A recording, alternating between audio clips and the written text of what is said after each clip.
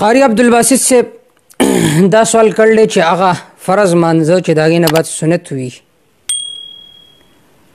نو ذکر به کم ټایم پکار دی. ذکر شو، دعا شو. په دې باب کې زمونږ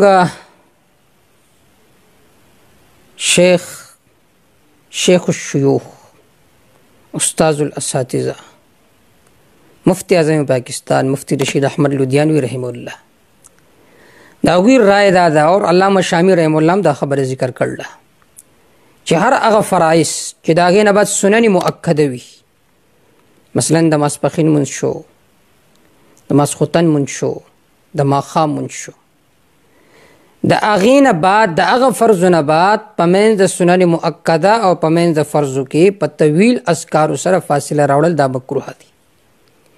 لہذا صرف په دومره مقدار باندې چې اللهم انت السلام و منک السلام پکې ویل کېږي دا دې وویلی شي او بیا پکار ده چې سنتو د انسان پاس شي. سنت چې وکړی شي د هغې نه بعد بیا تا دپاره اختیار دی، دا نه دعاګانې کوه، ذکر اذکار کوه، دا بیا تا دپاره جایز دي.